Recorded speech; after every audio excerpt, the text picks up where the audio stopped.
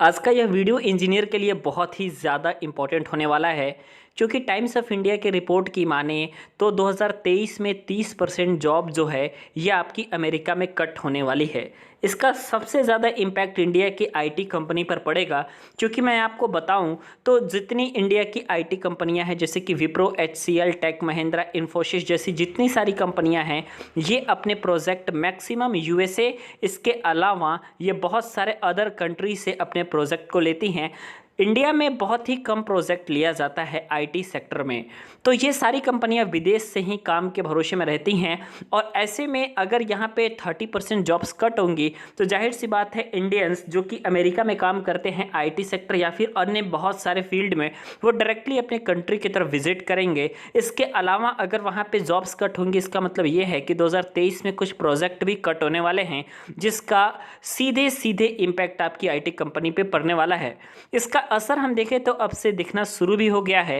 कई सारी आईटी कंपनियां जो कि कैंपस प्लेसमेंट की हैं, वो कैंपस प्लेसमेंट्स जैसे कि विप्रो, एचसीएल, टेक महिंद्रा की तरफ से जो रिसेंटली में कैंपस प्लेसमेंट हुए हैं उनको ऑफर लेटर तक वापस ले लिया गया है, क्योंकि क्लाइंट ने प्रोजेक्ट वापस ले लिए थे। तो जब क्लाइंट कोई प्रोजेक्ट वापस ले लेता है तो उनके पास कोई भी काम नहीं होता। तो ऐसे में बिल्कुल भी कोई भी आईटी कंपनी या फिर कोई भी ऐसी इंडस्ट्री नहीं है जो कि फ्री में किसी एम्प्लॉय को रखती है। अगर उसके पास काम नहीं रहता है फिर भी वो एम्प्लॉय को रखती है, क्योंकि जब प्रोजेक्ट ख़त्म हो जाते हैं तो कई कई महीने तक प्रोजेक्ट आते नहीं हैं आईटी कंपनियों में।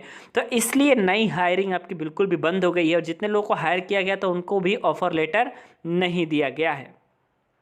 वैसे मैं बताऊं तो इस समय जो मार्केट है ये कंप्यूटर साइंस का बिल्कुल पीक पर रह रहा है और पिछली 2 साल से भी आप देख रहे हो कि पीक पर ही रहेगा, लेकिन आने वाले 1-2 साल तक ये पीक पे रहने वाला है। लेकिन इसके बाद फिर से आईटी कंपनियों में एक बार डाउनफॉल आने वाला है, जो कि आपका 2023 के मिड में ये डाउनफॉल आ सकता है।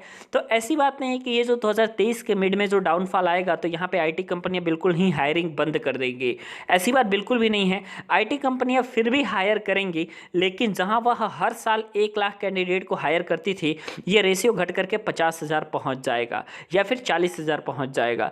तो अगर आपके अंदर स्किल होगा, अगर आपके अंदर टैलेंट होगा तो आप उस 40,000 और 50,000 में आ पाएंगे जहां तक वो आईटी कंपनियां अपने आप क्लाइंट को हायर कर रही हैं। और आपको पता भी है कि हर जितनी सारी कंपनियों को आप देख लीजिए, सभी कंपनियों ने अपना अपना अलग अलग पैरामीटर बनाया हुआ है मेथड ऑफ सिलेक्शन का।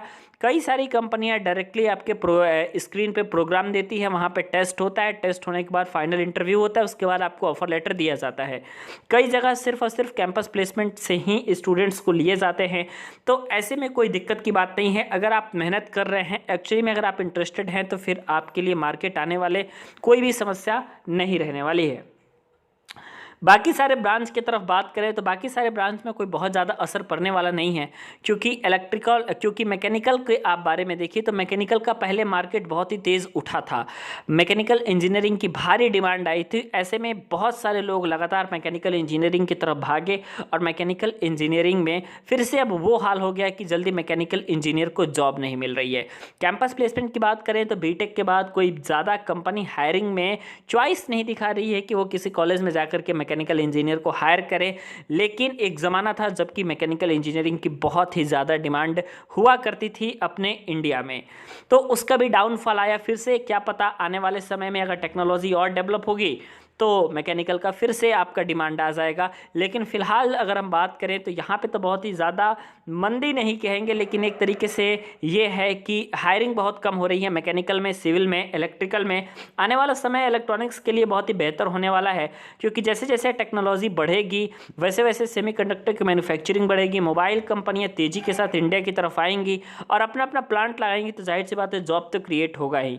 और इलेक्ट्रॉनिक्स लेने का फ़ायदा ये भी है कि इलेक्ट्रॉनिक्स इंजीनियर अगर आप हैं और कोडिंग वगैरह में अगर आप इंटरेस्टेड हैं तो आप आराम से कोडिंग करके दूसरे सेक्टर में भी जा सकते हैं। तो कोई बहुत खास असर नहीं पड़ने वाला है। लेकिन बस बात यह है कि अगर आपकी मंदी आई, अगर जॉब्स मिलनी बंद हो गई तो सिर्फ और सिर्फ आईटी कंपनी हो चाहे कोई भी कंपनी हो, सिर्फ पहले उनके पास जो एम्प्लॉय है उनको जॉब पे रखेगी, हायरिंग कम करेगी। तो मुझे उम्मीद है सारी बातें आपको समझ में आ चुकी होगी। अगर आपको समझ में आती है तो वीडियो को लाइक ज़रूर कीजिएगा।